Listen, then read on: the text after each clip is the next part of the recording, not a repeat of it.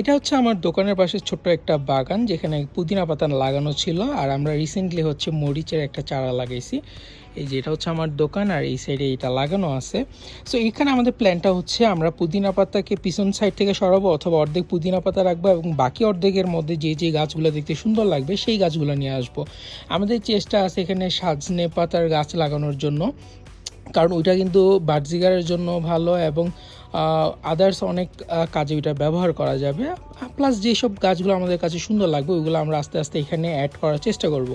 আর যেহেতু সৌদি আরবের ওয়েদার অনেক গরম থাকে, সো সকালবেলা হচ্ছে সবগুলো গাছে পানি দেওয়া হয়েছে। আর আমরা চাইলে হচ্ছে সন্ধ্যার দিকেও পানি দিতে পারবো, সমস্যা নেই। আদারওয়াইজ পানি না দিলে দেখা যাবে গাছগুলো একদম শুকায় যেতেছে, সো মারাও যেতে পারে। মাশাআল্লাহ দেখেন অনেকগুলো মরিচ কিন্তু আমাদের মরিচ গাছ অলরেডি আছে। সো যদি ভিডিওটা ভালো লাগে তাহলে অবশ্যই লাইক করবেন, শেয়ার করবেন, সাবস্ক্রাইব করবেন আমাদের চ্যানেল যদি নতুন হয়ে থাকেন। ইনশাআল্লাহ দেখা হচ্ছে পরবর্তী ভিডিওতে। Bye bye.